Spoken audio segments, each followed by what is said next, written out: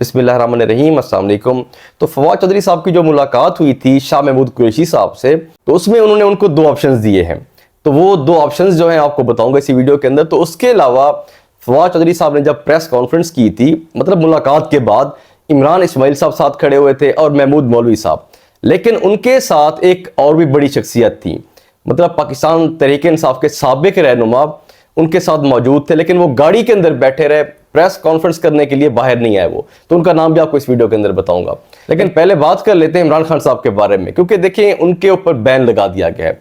मतलब TV channels के हवाले से, टीवी चैनल्स के ऊपर उनकी कोई न्यूज़ नहीं होगी, उनका नाम नहीं चलाया जाएगा, उनकी कोई तस्वीर नहीं चलाई जाएगी, और ख़ास तौर पे उनका नाम लिया भी नहीं जाएगा चैनल्स के ऊपर।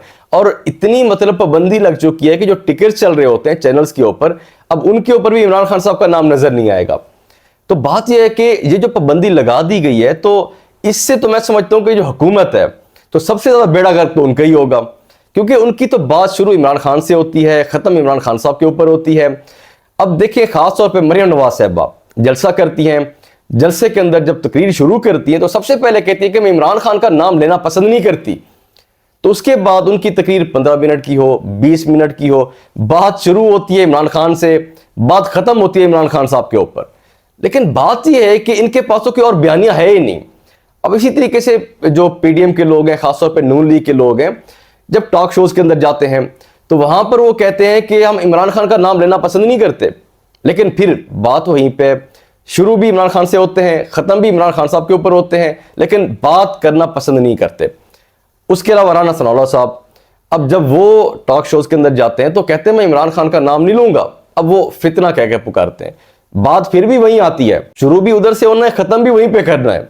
मतलब इन लोगों के पास कोई बयानिया नहीं है, चाहे जैसे भी पाबंदी लगा दी जाए, बात तो होनी है। इमरान के नाम पे पाबंदी है ना, खान भी कहा जा सकता है, जैसे हुकूमत के लोग कहते हैं फितना, तो मतलब इनडायरेक्ट तो बात की जाएगी, बात तो होती रहेगी। तो एक पाबंदी लगाना समझ से बाहर है, क्योंकि सोशल मीडिया का दौर है, वैसे न्यूज़ चल रही होती है, डिस्कशन हो रही होती है। तो सियासतदानों को ये सोचना चाहिए कि दूसरे सियासतदान पे अगर पाबंदी लग रही है तो इस पे कोई फख्र की बात नहीं है। आज उनके ऊपर बुरा वक्त है, कल को आप पे बुरा वक्त आ सकता है। तो इन चीज़ों को ख़त्म करना चाहिए, इनको बैठना चाहिए, बातचीत करें, तो इन चीज़ों को आगे बढ़ाने की बजाय ख़त्म करें, मुल्क को मतलब बेहतर साइड पे लेके जाएं।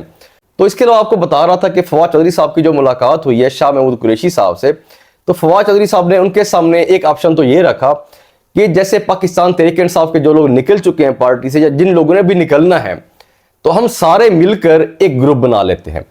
मतलब हो सकता है पार्टी भी बना लें, या एक ग्रुप बना के आज़ाद हैसियत से इलेक्शन लड़ेंगे। तो कुरैशी साहब ने कहा कि इस तरह मुमकिन नहीं है, मतलब मैं ये काम नहीं कर सकता, पाकिस्तान तहरीक-ए-इंसाफ से अलहदा नहीं हो सकता मैं।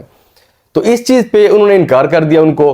तो बाद में फवाद चौधरी साहब कहते हैं कि दूसरा ऑप्शन ये है कि पाकिस्तान तहरीक-ए-इंसाफ के अंदर हैं हम सारे लोग, मतलब कोई ना निकले वहां से, लेकिन इमरान खान साहब को कहा जाए कि वो साइड पे हो जाए, मतलब फिर प्राइम मिनिस्टर के जो कैंडिडेट होंगे वो आप होंगे। ये कुरैशी साहब को ऑफर दी गई है कि मतलब आप प्राइम मिनिस्टर के लिए कॉन्टेस्ट करेंगे। तो कुरैशी साहब ने कहा कि इस तरह नहीं हो सकता, जो पार्टी है वो इमरान खान साहब के नाम के ऊपर है, जो वोट है इमरान खान साहब के लिए है, तो इस तरह मुमकिन नहीं है कि उनको साइड पे कर लिया जाए, मतलब हम सारे मिल के वोट ले लें आवाम का, तो ये मुमकिन ही नहीं है।